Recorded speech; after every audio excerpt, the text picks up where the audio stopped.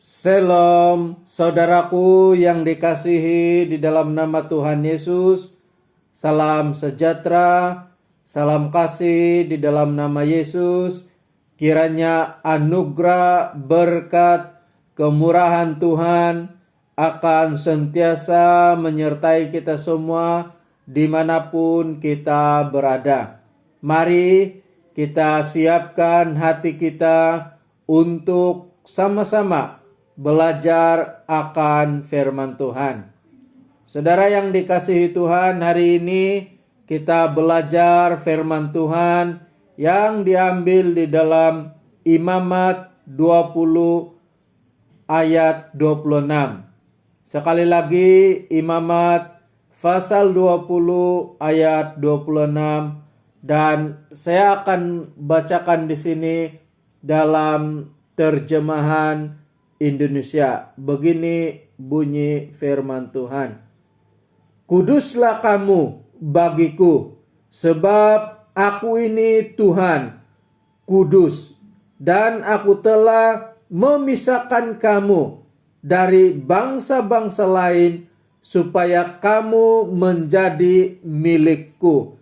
Demikian pembacaan firman Tuhan. Saudara yang dikasihi oleh Tuhan, bulan ini kita belajar satu tema yang baru, yaitu kekudusan. Dan subtema kita pada minggu ini dipanggil untuk hidup kudus. Saudara yang dikasihi Tuhan, kitab Imamat merupakan sebuah kitab pegangan bagi para imam dan juga suku Lewi yang menyatakan mengenai tugas-tugas mereka di dalam ibadah, dan juga pedoman mengenai cara hidup yang kudus bagi orang Israel. Dan memang pesan utama dalam kitab Imamat ini adalah mengenai kekudusan Allah. Dalam Imamat 19 ayat 2 dikatakan, kuduslah kamu sebab aku Tuhan Allahmu kudus. Oleh sebab Tuhan itu kudus, maka orang Israel dipanggil untuk hidup kudus di hadapan Tuhan. Melalui subtema ini, hari ini kita juga dipanggil untuk hidup kudus di hadapan Tuhan. Dalam firman Tuhan yang sudah kita baca, Tuhan mahu agar bangsa Israel kudus bagi Tuhan. Sebab Tuhan itu kudus. Tuhan mahu bangsa Israel kudus karena bangsa Israel secara khusus dipisahkan dari bangsa-bangsa yang lain. Bangsa Israel merupakan bangsa yang menjadi milik Tuhan. Bagaimana bangsa Israel boleh menjadi bangsa yang kudus sehingga mereka berbeza dengan bangsa-bangsa yang lain? Dan hal ini kita boleh lihat di dalam pasal 20, yaitu yang pertama, bangsa Israel dilarang untuk menyembah berhala. Karena bangsa Israel bangsa yang dikhususkan untuk Tuhan, bangsa yang kudus, maka mereka dilarang menyembah dewa yang lain, khususnya dewa Molok. Kita tahu dewa Molok boleh dianggap sebagai dewa yang keji, karena orang yang menyembah dewa ini diwajibkan mempersembahkan anak mereka sebagai korban persembahan, di mana anak yang dipersembahkan harus dipersembahkan hidup-hidup di mezbah dewa Molok, dan seterusnya dibakar hidup-hidup. Karena bangsa Israel milik Tuhan, sebab itu Tuhan tidak mahu bangsa Israel menyembah dewa yang lain atau Tuhan yang lain. Yang kedua, bangsa Israel sebagai bangsa yang kudus dan telah menjadi milik Tuhan, maka mereka patut menjaga kekudusan dengan tidak berhubungan dengan roh orang mati. Tuhan sangat tegas melarang bangsa Israel berhubungan dengan roh orang mati, sehingga Tuhan menganggap musuhnya apabila seseorang berhubungan dengan roh orang mati, malah akan disingkirkan dari bangsa Israel. Kita dapat melihat di dalam ayat yang ke-6. Yang ketiga, bangsa Israel sebagai bangsa yang kudus dan milik Tuhan, mereka dilarang melakukan perbuatan perzinaan dengan siapapun, karena zina merupakan perbuatan yang keji dan jahat di hadapan Tuhan. Bukan hanya itu, bangsa Israel sebagai bangsa yang kudus bagi Tuhan, mereka dilarang untuk melakukan hubungan kelamin dengan binatang. Yang keempat, bangsa Israel sebagai bangsa yang kudus, mereka dilarang untuk merampas hak orang lain, dilarang merampas istri orang lain. Dan memang ada banyak lagi ketetapan Tuhan bagi bangsa Israel, supaya bangsa Israel sungguh-sungguh menjadi bangsa yang kudus bagi Tuhan dan menjadi milik Tuhan. Saudara yang dikasihi Tuhan, bukan hanya bangsa Israel yang dipanggil untuk hidup kudus, tetapi kita juga sebagai anak-anak Tuhan, sebagai orang percaya, sebagai orang yang percaya kepada Yesus, kita juga dipanggil untuk hidup kudus di hadapan Tuhan. Saudara yang dikasihi Tuhan, bagi kita kudus bukan karena kita baik.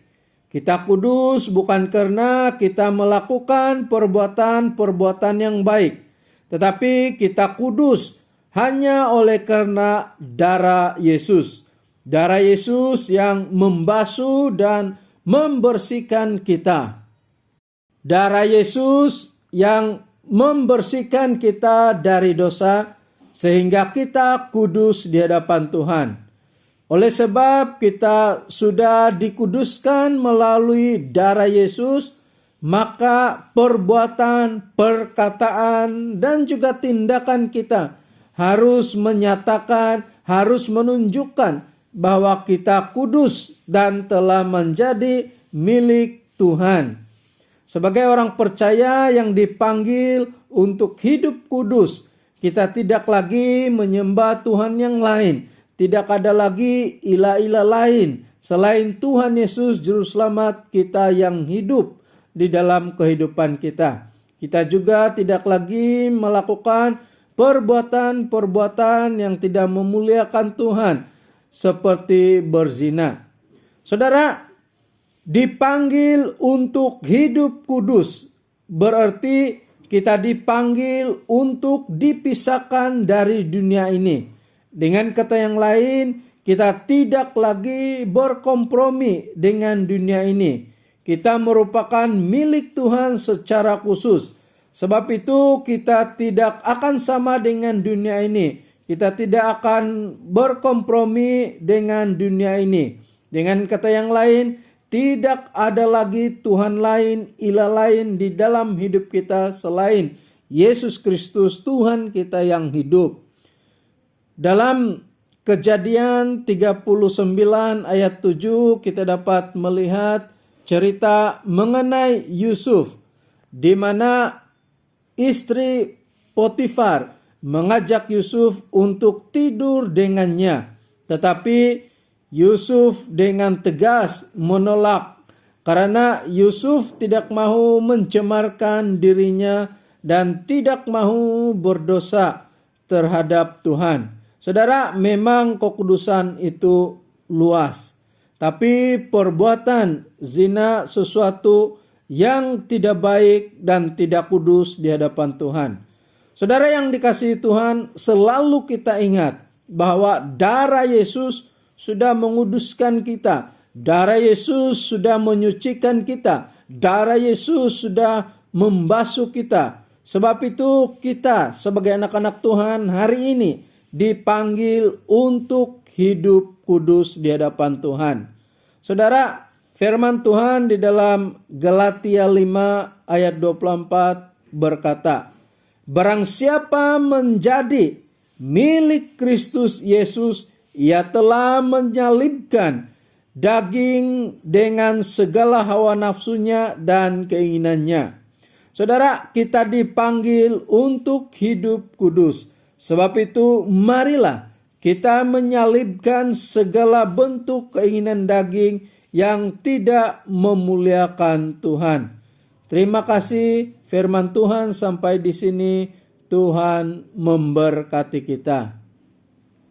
Mari kita berdoa. Bapa di sorga, kami mengucap syukur firman-Mu yang sudah kami dengar dan pelajari bersama-sama. Bapa di sorga, kami tahu kami dipanggil untuk hidup kudus. Kami sudah dikuduskan melalui darah Yesus.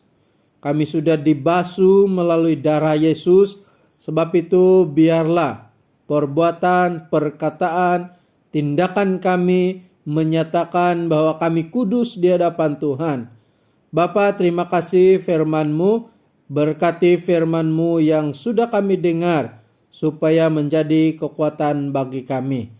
Saat ini kami mau berdoa untuk jemaat Tuhan dimanapun mereka berada. Kami percaya bahwa Tuhan tidak pernah meninggalkan mereka, malah Tuhan sentiasa memberkati hidup mereka. Di dalam keperluan mereka setiap hari, kami percaya Tuhan cukupkan. Pekerjaan mereka, kami percaya Tuhan berkati.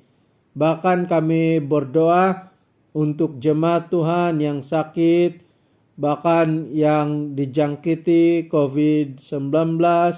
Kami berdoa supaya Tuhan yang memberkati, Tuhan yang berbelas kasihan, memberikan kesembuhan bagi mereka. Bapa, terima kasih. Kami juga berdoa supaya Tuhan memberkati gereja kami, pelayanan di dalam gereja kami, para pemimpin di dalam gereja kami di peringkat apapun. Terima kasih Tuhan, kami juga mau berdoa kiranya Tuhan yang terus campur tangan dan memberkati negara kami, para pemimpin di negara kami, dan juga ekonomi negara kami. Terima kasih Tuhan, kami serahkan semuanya di dalam tangan-Mu. Ini doa kami, dan kami bersyukur karena kami percaya Tuhan kami, Tuhan yang hidup, yang sentiasa mendengar doa kami. Ini doa kami serahkan, biarlah segala sesuatu terjadi sesuai dengan kehendak-Mu. Di dalam nama Tuhan Yesus kami sudah berdoa. Amin.